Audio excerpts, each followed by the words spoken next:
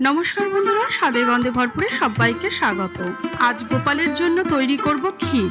মাখন মিষ্টি যেমন গোপালের পছন্দের, সেই রকম ক্ষীরও কিন্তু গোপালের খুব পছন্দের একটি খাবার। তাই আজ গোপালের ভোগের জন্য তৈরি করছি ক্ষীর। খুব সহজে সাধারণ কিছু জিনিস দিয়েই তৈরি হয়ে যাবে। আজকের রেসিপিটি ভালো লাগলে শেয়ার করবেন, আর আমার চ্যানেলে নতুন হয়ে থাকলে চ্যানেলটিকে সাবস্ক্রাইব করতে ভুলবেন না। চলুন রেসিপিটা শুরু করা যাক। দুধটা দেওয়ার আগে প্রথমেই ফ্রাই প্যানের মধ্যে দিয়ে দিচ্ছি অল্প পরিমাণে জল। জলটা দিলে দুধটা দেওয়ার সঙ্গে সঙ্গে ফ্রাই প্যানের নিচে লেগে যাবে না। এবার প্যানের মধ্যে দিয়ে দিচ্ছি half litre full fat milk. ক্ষীরটা তৈরি করার জন্য কিন্তু ফুল ফ্যাট মিল্কই নিতে হবে। দুধটাকে প্রথমে হাই ফ্লেমে 5 থেকে 7 মিনিট ফুটিয়ে নিতে হবে। দুধটা যেই ফুটে যাবে তখন গ্যাসের ফ্লেমটাকে লো করে দিয়ে আস্তে আস্তে দুধটাকে ফোটাতে হবে। আর প্যানের গায়ে যে দুধের সরটা পড়ছে বা দুধটা লেগে আসছে, সেটাকে কাছিয়ে কাছে দুধের মধ্যে দিয়ে দিতে হবে। এইভাবে করতে করতে দুধটা কিন্তু ঘন হয়ে আসবে অনেকটাই। এই কাজটা কিন্তু আপনাদের একটু ধৈর্য নিয়েই করতে হবে, তবে খুব বেশি সময় লাগে না। আর দুধটাকে ক্রমাগত নাড়তে হবে। ক্ষীর তৈরি করার সময় কিন্তু গ্যাসের কাছ থেকে চলে গেলে হবে না, আপনাকে ওখানে দাঁড়িয়ে থেকেই এই কাজটা করতে হবে।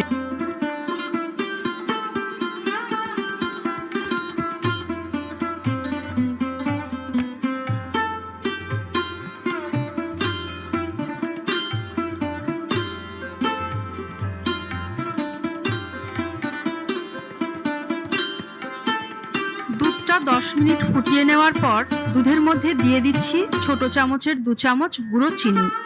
চিনিটা আমি এখানে খুব বেশি দিইনি, আপনারা চাইলে চিনিটা একটু বাড়িয়ে কমিয়েও নিতে পারেন। তবে ক্ষীর কিন্তু খুব বেশি মিষ্টি হয় না। আমি এখানে গুঁড়ো চিনি দিয়েছি, আপনারা চাইলে চিনিটাকে গুঁড়ো না করেও দিতে পারেন। চিনিটাকে দিয়েও আরও মিনিট 5 ফুটিয়ে নেব একইভাবে দুধটাকে। দুধটা কিছুক্ষণ ফুটিয়ে নেওয়ার পর এর মধ্যে দিয়ে দিচ্ছি 50 গ্রাম মতো গুঁড়ো দুধ। আমি এখানে আমুলের গুঁড়ো দুধটা ব্যবহার করেছি। দুধটা দেওয়ার সময় এক হাতে দুধটা ঢালতে হবে আর অপর হাতে কিন্তু নাড়তে হবে। এই কাজটা এইভাবেই করতে হবে, না হলে দুধটা দলা পাকিয়ে যেতে পারে। দুধটা দেওয়ার পর ক্রমাগত নেড়ে যেতে হবে। আর সাইড থেকে যে দুধের সরগুলো লেগে আসছে সেইগুলো কাছিয়ে নিয়ে দুধের মধ্যে দিতে হবে।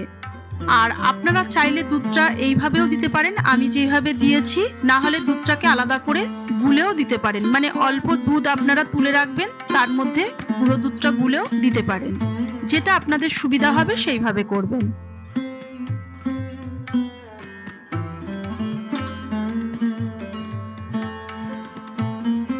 গ্যাসের ফ্লেমটা লোতে রেখে দুধটাকে ততক্ষণ ফোটাতে হবে যতক্ষণ না দুধটা ঘন হয়ে আসছে।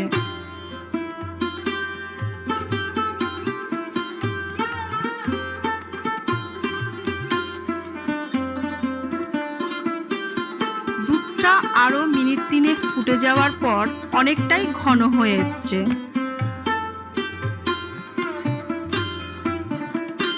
এবার ক্ষীরের মধ্যে দিয়ে দিচ্ছি ছোট চামচের 1 চামচ ঘি। ঘিটা দিলে ক্ষীরটা খেতেও ভালো লাগে আর একটা ভালো গন্ধও হয়। ঘিটা দেওয়ার পর আরো মিনিট 2 ক্ষীরটাকে ফুটিয়ে নেব।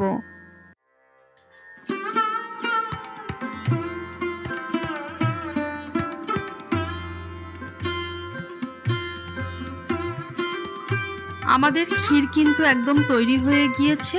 এবার গ্যাসের ফ্লেমটা অফ করে দিয়ে নামিয়ে নেব। ক্ষীরটাকে একটা বাটির মধ্যে তুলে নিচ্ছি। এবার এটাকে ঠান্ডা করে নেব কিছুক্ষণ রেখে। ওপর থেকে দিয়ে দিচ্ছি ঘিয়ে ভাজা কিছু বাদাম।